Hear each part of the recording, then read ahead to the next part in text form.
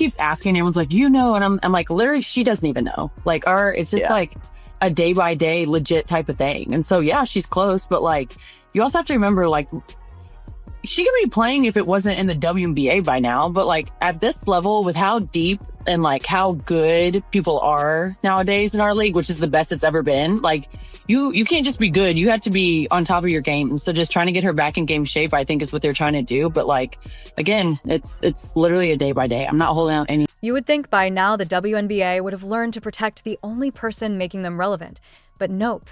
Instead, they've somehow managed to turn Caitlin Clark into a crash test dummy while cashing in on her stardom. And for months, Caitlin Clark might not just be injured.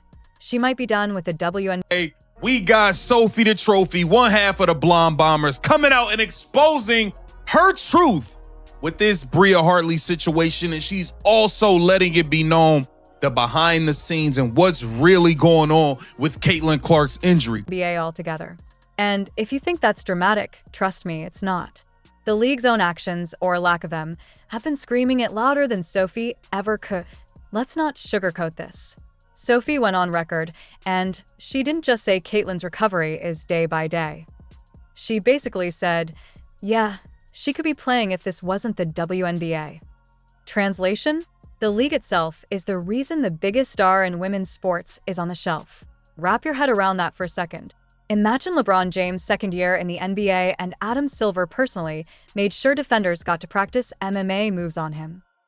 And week by week becomes season over. And let's be real, if Caitlin sits the rest of the season, the fever collapse, the ratings nosedive, and the WNBA goes back to begging for ESPN coverage like it's 2015.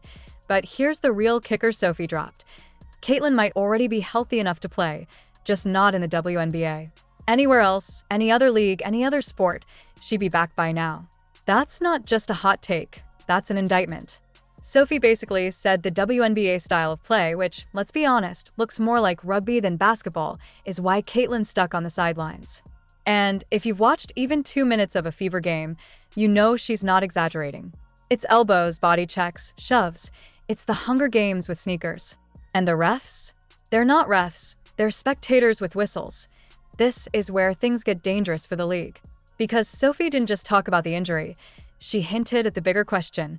Why would Caitlin Clark even stay? Let's zoom out. Europe paye better. Europe respects players more.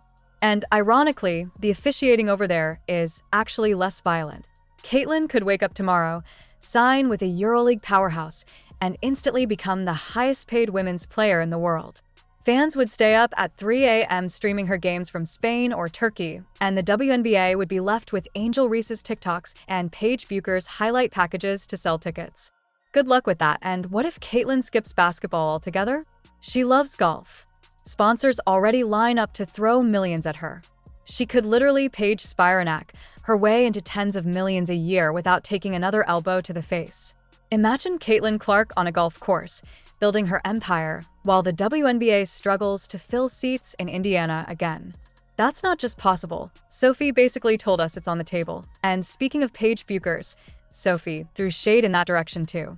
She pointed out how Paige gets every whistle, can't even be touched, while Caitlin gets hacked like she owes people money. That double standard is what's killing the league. The refs protect their chosen darlings and let everyone else get mauled. But when Sophie calls it out, she gets fined so much she might as well direct deposit her paycheck straight to the league office. Meanwhile, Angel Reese openly says this isn't just about refs. It's about credibility. Fans aren't dumb. They see the bad calls, the selective punishments, the double standards. They see Sophie being punished for telling the truth while other players get to say whatever they want. They see Caitlin carrying the league on her back, only to get chopped down every game while the league acts like it's business, as usual. And fans are asking, why would she stay? Why risk her body for an organization that doesn't protect her, doesn't back her, and clearly doesn't care if she breaks down? History tells us how this ends. Maya Moore walked away. Liz Cambage checked out. Others burned out. But Caitlin leaving would be different. Caitlin isn't just a player. She's the WNBA's life support. Without her, ticket sales plummet, merch collects dust, sponsors walk. The Caitlin Clark effect is the only thing standing between the WNBA and irrelevance. And Sophie just made everyone realize that effect could vanish overnight. So, let's play out the scenarios. 1. Caitlyn guts it out, stays in the W, racks up MVPs, and forces the league to finally respect her. Best case, she's the savior.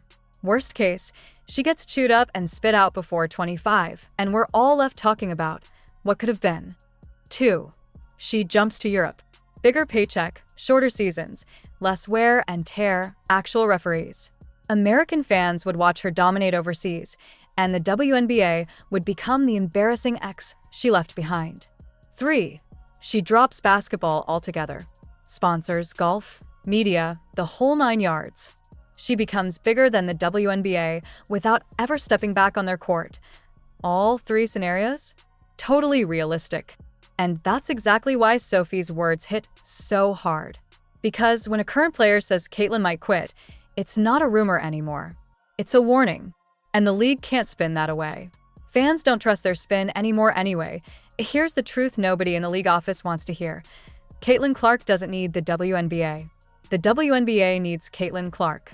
And the way things are going, she might wake up one day and decide she's done giving them free life support. And when that day comes, fans, this isn't some passing headline. This is the future of the league. And if you want to stay locked in as the story unfolds, well, you already know what to do.